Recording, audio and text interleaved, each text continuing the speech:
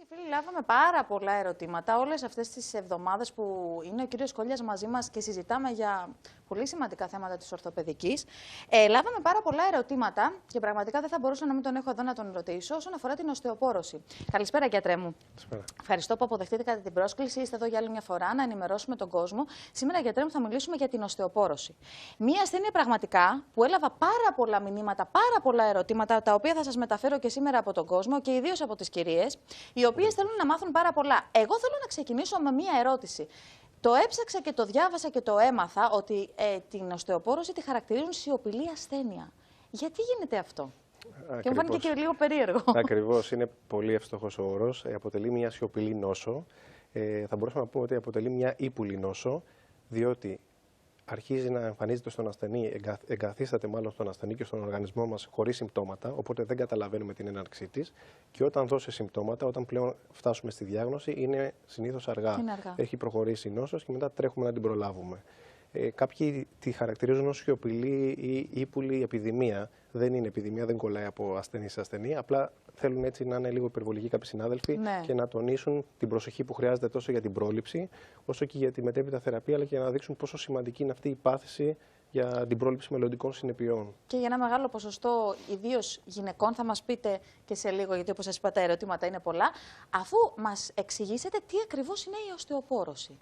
Υπάρχουν διάφοροι ορισμοί για την οστεοπόρωση. Δυστυχώς δεν υπάρχει κάποιος πλήρης που να την περιγράφει ακριβώς. Αυτό μπορούμε να πούμε περιγραφικά και απλά είναι η παθολογική εκείνη κατάσταση κατά την οποία μειώνεται η πυκνότητα ενός οστού. Το οστό αραιώνει, γίνεται πιο αραιό, πιο λεπτό, πιο εύθρυπτο. Είναι ένα μεταβολικό νόσημα των οστών, το πιο συχνό από αυτά τα μεταβολικά νοσήματα. Τι σημαίνει αυτό? Ότι πάσχει ο μεταβολισμός του οστού. Το οστό και γενικά ο οστήτης ιστός, αν και φαίνεται περίεργο και οξύμορος στους περισσότερους ασθενείς, είναι ένας πάρα πολύ ζωντανός οργανισμός. Βρίσκεται πάντα σε μια ισορροπία η πυκνότητα του οστού μεταξύ κατασκευής και απορρόφησης. Δηλαδή το οστό στην φυσιολογική του ζωή, στο φυσιολογικό του μεταβολισμό, βρίσκεται συνεχώς, κατασκευάζεται και καταστρέφεται ταυτόχρονα. Αυτές οι δύο διαδικασίες βρίσκονται πάντα σε μια ισορροπία και κρατάνε με αυτόν τον τρόπο την πυκνότητα του κάθε οστού σταθερή. Αν διαταραχτεί αυτή η ισορροπία και έχουμε περισσότερη καταστροφή ή λιγότερη παραγωγή οστού, έχουμε την οστεοπόρωση. Άρα η διαταραχή. Είναι η διαταραχή της πυκνότητας, η αραίωση. Μειώνεται η πυκνότητα του οστού. Γίνεται πιο αραιό και κατά συνέπεια πιο εύθρυπτο και πιο λεπτό. Και εμφανίζεται η οστεοπόρωση. Ακριβώς. Και από ποια ηλικία και μετά, συνήθως, αν μπορούμε να το οριοθετήσουμε, εμφανίζεται? Ανάλογα με την αιτία και το είδος της οστεοπόρωσης, έχουμε και διάφορες ηλικίες κατά τις οποίες αρχίζει η νόσος. Η μεγαλύτερη συντριπτική πλειοψηφία των περιπτώσεων αφορά τις γυναίκες κατά την εμεινόπαυση, οπότε είναι η μεταεμεινοπαυσιακή οστεοπόρωση. Γύρω στα 50, 55, 60, εκεί πρέπει οι γυναίκες να προσέχουν. Αποτελεί το μεγαλύτερο κομμάτι των ασθενών με το οποίο ασχολούμαστε με την οστεοπόρωση. Από εκεί και πέρα υπάρχει και η δευτεροπαθής οστεοπόρωση που αφορά και άντρες και γυναίκες. Και εκεί είναι συχνότερη η εμφάνισή τους στους άντρες, σε οποιαδήποτε ηλικία. Και έχουμε και μια άλλη κατηγορία οστεοπόρωση που είναι η γεροντική, στην οποία αφορά και άντρες και γυναίκες και είναι μετά τα 70. Αυτή είναι η φυσιολογική, η φυσιολογική οστεοπόρωση. Αυτό που μας είπατε τώρα για την περίοδο μετά την εμεινόπαυση, μας είχε πει και ο κύριος Κοφινάκος ότι συνήθως τότε εμφανίζεται. Και γι' αυτό και οι γυναικολόγοι προτείνουν και να εξετάζονται οι γυναίκες όσον αφορά την οστεοπόρωση. Είναι αλήθεια ότι τα ποσοστά των καταγμάτων, πάμε λοιπόν σε αυτό το οποίο φαντάζομαι είναι και το πιο εμφανές κατά την οστεοπόρωση, είναι τόσο υψηλά? Είναι πολύ υψηλά. Ουσιαστικά γιατί μας ενδιαφέρει η οστεοπόρωση, γιατί η οστεοπόρωση συνοδεύεται και εκδηλώνεται με κατάγματα. Συνήθως όταν έχουμε ένα κάταγμα, αυτό που λέμε οστεοπορωτικό κάταγμα, η νόσος έχει εγκατασταθεί και έχει προχωρήσει στον οργανισμό, γι' αυτό και λέμε ότι είναι ύπουλη νόσος. Τότε πλέον αρχίζουμε και την καταλαβαίνουμε, αν δεν έχει γίνει πριν κάποιος προληπτικός έλεγχος. Η οστεοπόρωση έχει μεγάλο κλινικό αντίκτυπο γιατί οδηγεί συχνά σε κατάγματα. Αυτά τα κατάγματα λέγονται οστεοπορωτικά, δεν είναι σαν τα γνωστά μας κατάγματα που απαιτούν ένα συγκεκριμένο μηχανισμό κάκωσης. Γιατί συμβαίνουν αυτά τα κατάγματα? Διότι το κόκαλο πλέον είναι πολύ αραιό, είναι εύθρυπτο, λεπτό, ευαίσθητο, οπότε με οποιοδήποτε κίνηση, ακόμα και με την πιο απλή κίνηση σε βαριές περιπτώσεις, όπως να σηκωθούμε από το κρεβάτι, από την καρέκλα μας, να σκύψουμε, να γονατίσουμε, να περπατήσουμε, να στρίψουμε το σώμα μας, έχουμε κάταγμα. Αυτά τα κατάγματα είναι οστεοπορωτικά, συνήθως είναι 3 ειδών ή 4. είναι τα σπονδυλικά κατάγματα, τα κατάγματα στον καρπό, στο κάτω τμήμα της πηχειοκαρπικής, τα κατάγματα μπορεί να είναι στο βραχιόνιο, υποκεφαλικά κατάγματα και τα κατάγματα του ισχύου που είναι και τα πιο σημαντικά, τα υποκεφαλικά διατροχαντήρια κατάγματα του μυριαίου, Ναι. τα οποία χρειάζονται χειρουργική θεραπεία είναι συγκεκριμένα. συνοδεύονται με μεγάλη νοσηρότητα για τον ασθενή.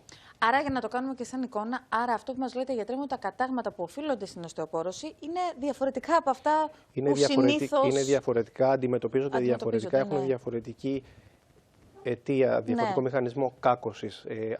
Αν είμαστε 35-40 χρόνων και πέσουμε στο έδαφος και βάλουμε το χέρι μας και στηριχτούμε, δεν θα σπάσουμε ούτε το ισχύο μας ούτε το χέρι μας. Σωστά, βέβαια. Ένας ασθενής ή μια κυρία 70-75 ετών που δεν έχει προλάβει να κάνει μια σωστή θεραπεία για την οστεοπόρωση, είναι πάρα πολύ πιθανό να σπάσει την πηχειοκαρπική της, τον καρπό της, να σπάσει το ισχύο της. Γι' αυτό και τα τόσα ερωτήματα τώρα καταλαβαίνω που λαμβάνω. Πραγματικά, γιατί βασανίζει πάρα πολύ κόσμο. Είναι αλήθεια ότι οι γυναίκες προσβάλλονται σε μεγαλύτερο ποσοστό εν συγκρίση με τους κυρίους? Ό,τι αφορά την ιδιοπαθή οστεοπόρωση, την πρωτοπαθή οστεοπόρωση, είναι συχνότερα τα επίπεδα, είναι η συχνότητα των γυναικών σχεδόν τετραπλάσια από των ανδρών. Τετραπλάσια. Ναι, λόγω των ορμονών, γι' αυτό έχουμε και την εμφανίζεται οστεοπόρωση κατά την εμεινόπαυση, πέφτουν τα ιστρογόνα, τα οποία έχουν μια προστατευτική δράση για τον οστικό μεταβολισμό, με αποτέλεσμα να έχουμε και μια μειωμένη προστασία στην παραγωγή οστεϊτίστου και να δημιουργείται οστεοπόρωση. Οι άνδρες δεν έχουν τέτοιο θέμα. Όταν έχουν οστεοπόρωση, υπάρχουν περιπτώσεις δευτεροπαθούς οστεοπόρωσης. Κάποιο άλλο νόσημα δεν την προκαλεί. Μας είπατε ότι είναι και στην πιο μεγάλη ηλικία. Σε πιο μεγάλη ηλικία μετά είναι η γεροντική οστεοπόρωση, μετά τα 70 θα έχουμε όλοι μας. Φυσικά. Είναι το φυσιολογικό τώρα. Να φτάσουμε εκεί, γιατρέ μου, και θα δούμε τι θα κάνουμε. Από ό,τι κατάλαβα, λοιπόν, υπάρχουν πολλά είδη, πολλοί τύποι οστεοπόρωσης. Θέλω να μου μιλήσετε για την ιδιοπαθή και τη δευτεροπαθή. Αυτό είναι συγκεκριμένο ερώτημα που έλαβα, γιατί είναι πολύ σημαντικό να γνωρίζουμε και πότε συμβαίνει. Όπως είπαμε και πριν, απλά λίγο να τα ξεχωρίσουμε. Έχουμε δύο τύπους, την ιδιοπαθή και τη δευτεροπαθή. Να το πάρουμε λίγο ανάποδα. Η δευτεροπαθής είναι η οστεοπόρωση η οποία οφείλεται σε κάποιο γνωστό νόσημα. Ξέρουμε δηλαδή ότι ο ασθενής πάσχει από κάτι, υπερπαραθυριδισμό, σύνδρομο Κούσινγκ, διάφορα συμπτώματα, πάσχει από χάπ και παίρνει χρόνια λήψη κορτιζόνης. Οι ασθενείς αυτοί θα εμφανίσουν οστεοπόρωση η οποία είναι αποτέλεσμα κάποια άλλη αιτίας. Η ιδιοπαθής, κάθε νόσημα στην ιατρική, όταν λέμε ιδιοπαθές νόσημα, σημαίνει ότι δεν ξέρουμε την αιτία του. Είναι η πρωτοπαθής οστεοπόρωση αυτή η κατηγορία.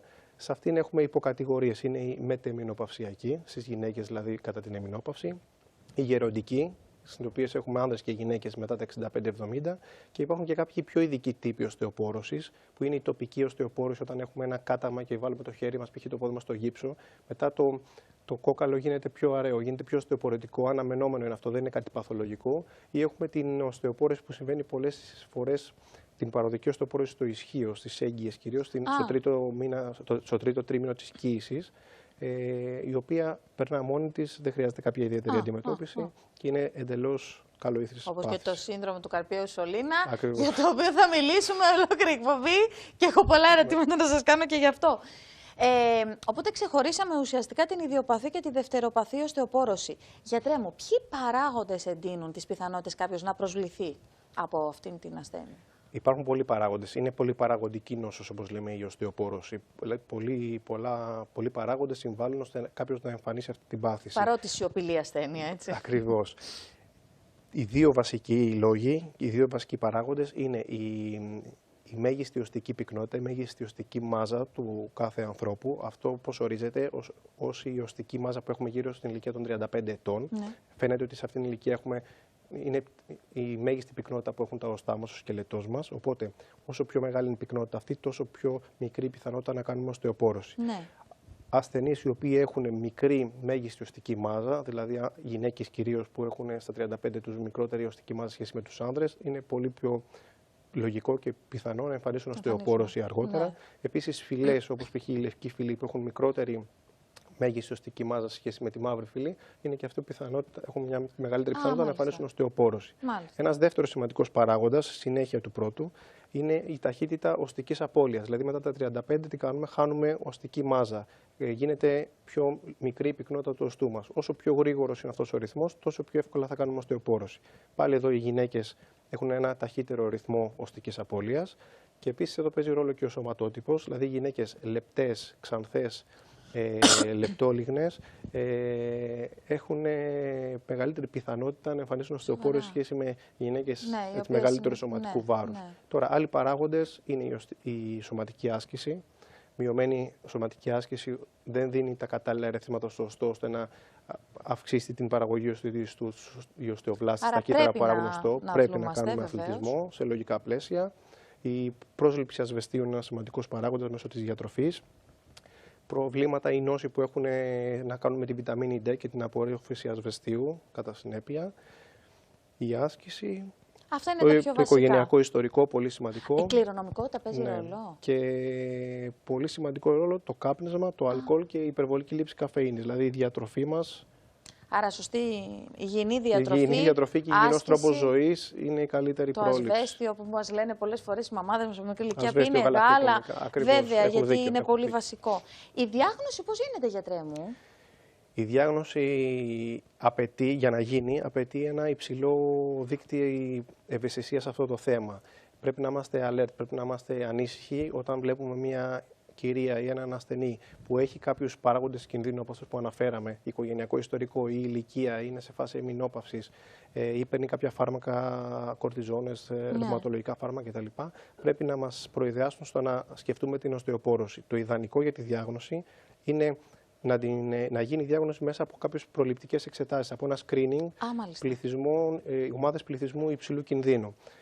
Αν δεν γίνει αυτό, δυστυχώς η διάγνωση γίνεται με τον επώδυνο τρόπο. Εμφανίζεται ένα κάταγμα. Αυτό πήγα να πω. Όταν είναι δυστυχώς αργά. Γυρνάμε προς τα πίσω και βλέπουμε τι έφταιγε και κοιτάμε ότι ήταν η οστεοπόρωση. Άρα πρέπει να προνοούμε κι εμείς. Ακριβώς. Τώρα, η διάγνωση αυτή καθ' αυτή γίνεται με κάποιες εργαστηριακές εξετάσεις αίματος και ούρων και κάποιες απεικονιστικές, απλές ακτινογραφίες και τη μέτρηση οστικής πυκνότητας που μπορεί να γίνει στη σπονδυλική στήλη ή στο ισχύο. Με βάση αυτές τις μετρήσεις έχουμε και τον τυπικό ορισμό της οστεοπόρωσης, που είναι πλέον από τον Παγκόσμιο Οργανισμό Υγείας, ορίζεται ως η αρνητική απόκλιση από μεγαλύτερη από μείον 2,5 σταθερές αποκλίσεις. Είναι στατιστικός όρος, μην μας μπερδεύει. Είναι το σκορ μείον 2,5 και κάτω, να ξέρουμε, χοντρικά. Δεν είναι όμως αυτό απόλυτο. Μπορούμε και με οστεοπενία, δηλαδή χωρίς απόλυτη οστεοπόρωση στη μέτρηση οστικής πυκνότητας, να έχουμε οστεοπόρωση. Οπότε πρέπει να έχουμε λίγο την προσοχή μας. Ακριβώς. Γι' αυτό κάνουμε κάποιες εξετάσεις εργαστηριακές αίματος και ούρων πέρα από τη μέτρηση οστικής πυκνότητας. Πρέπει να προνοούμε. Αυτό είναι δηλαδή πολύ σημαντικό από ό,τι καταλαβαίνω. Η θεραπεία που ακολουθείτε, ποια είναι συνήθως? Η βασική θεραπεία περιλαμβάνει ένα φάρμακο για την οστεοπόρωση, που μπορούμε να πούμε ότι είναι το βασικό φάρμακο για την περίοδο που το χορηγούμε. Λήψη ασβεστίου και λήψη βιταμίνης D. Αν η λήψη ασβεστίου είναι επαρκής από τη διατροφή, μπορούμε μόνο βιταμίνη D και το φάρμακο που θέλει ο κάθε γιατρός. Τώρα, τι φάρμακο είναι αυτό εξαρτάται από τι φάρμακα έχει πάρει ο ασθενής από το ιστορικό του, στο παρελθόν, με βάση το οικογενειακό ιστορικό, τη σοβαρότητα της νόσου, την επιθυμία του γιατρού και την προτίμησή του σε κάποια σκευάσματα. Γενικώς όμως δίνουμε φάρμακα που είτε μειώνουν την απορρόφηση του οστού, είτε αυξάνουν την παραγωγή οστού. Αυτές είναι οι βασικές κατηγορίες. Σε περιπτώσεις τώρα οστεοπενίας, είναι αυτό που λέγαμε και πριν. Μπορεί κάποιος να μην έχει οστεοπόρωση στα εργαστηριακά του, να έχει όμως οστεοπενία. Αν δούμε ότι υπάρχει οστεοπενία με κάποιους παράγοντες κινδύνου επιπλέον, μπορούμε να δώσουμε ξανά αυτή την αγωγή και να μην μείνουμε μόνο στο απλό ασβέστιο και βιταμίνη D. Πρέπει να προσέχουμε. Βασικό. Και μιλώντας τώρα για υγιεινή διατροφή και μιλώντας για τη σωστή μάλλον διατροφή, ήθελα να ρωτήσω, υπάρχουν κάποιες τροφές που βοηθούν στην πρόληψη κατά της οστεοπόρωσης, που θα μπορούσαμε κατά τη διάρκεια της ζωής μας και ήδη όταν αρχίζουν και περνάνε τα 20-25 χρόνια, που εκεί έχουμε και τη συναίσθηση να προσέξουμε λίγο παραπάνω, να το προλάβουμε όσο μπορούμε εν μέρει? Ναι. Γενικώς πρέπει να ξέρουμε ότι πρέπει να έχουμε μια ισορροπημένη διατροφή. Τώρα, συγκεκριμένες τροφές, καλύτερα να μιλήσει ένας διαιτολόγος, είναι το κομμάτι του. Αυτό που πρέπει να πούμε είναι ισορροπημένη διατροφή. Τι σημαίνει αυτό? Ότι σωστή λήψη γαλακτοκομικών, οπότε είναι σωστή πρόσληψη ασβεστίου ή κάποια είδη ψαριών, ξηρή καρπή κλπ. Και από εκεί και πέρα πρέπει να προσέχουμε και την πρόσληψη κρέατος, κόκκινου κρέατος, γιατί έχουν πρωτεΐνη και η υπερβολική λήψη πρωτεΐνης βοηθάει στην αποβολή ασβεστίου. Άρα δεν κάνει τόσο πολύ. Ακριβώς. Δεν κάνει σε υπερβολές. Μια λογική διατροφή, φυσιολογική διατροφή, μετρημένη, είναι ο καλύτερος και ο χρυσός κανόνας. Νομίζω σε όλα. Και ναι. για την οστεοπόρωση. Κλείνοντας, γιατρέ μου, θα ήθελα να μας πείτε ποιες συμβουλές εν γέννη θα δίνατε στους φίλους αλλά και στις φίλες που μας παρακολουθούν, ώστε να βοηθηθούμε όσο μπορούμε στην πρόληψη κατά της οστεοπόρωσης. Ο νούμερο ένα παράγοντας για την θεραπεία ή για την αντιμετώπιση της είναι η πρόληψη. Οπότε πρέπει να έχουμε το νου μας όταν είμαστε σε κάποιες ομάδες υψηλού κινδύνου ή σε μια ηλικία που μπορεί να εμφανίσουμε οστεοπόρωση, να μιλήσουμε με τον γιατρό μας και να ψάξουμε αν πάσουμε από αυτή την πάθηση. Ναι. Αυτός είναι ο καλύτερος τρόπος. Από εκεί και πέρα, είτε ξέροντας ότι έχουμε, είτε θέλοντας να αποφύγουμε την οστεοπόρωση, μια πάλι λογική άσκηση, όχι υπερβολές, γιατί η υπερβολική άσκηση πάλι οδηγεί σε οστεοπόρωση. Ναι. Είναι έχουμε και το. Αυτό, άρα, μέτρον άριστο. Στις αθλήτριες. Οπότε μια λογική άσκηση και μια λογική διατροφή. Μάλιστα. Και ένας σωστός τρόπος γυμναστικής, είτε σε επαγγελματίες αθλητές, είτε στα χόμπι μας. Αυτά που θα έπρεπε τέλος πάντων να ακολουθούμε γενικότερα στη ζωή μας για να έχουμε καλή υγεία, βοηθούν και στην πρόληψη κατά της οστεοπόρωσης. Να σας υπερευχαριστήσω που ήσασταν για άλλη μια βραδιά εδώ κοντά μας και ελπίζω να ξαναείστε να μας δώσετε άλλα τόσο σημαντικές συμβουλές για ενδιαφέροντα θέματα που λαμβάνουμε από τον κόσμο. Ευχαριστούμε πολύ, γιατρέ μου. Να είστε καλά.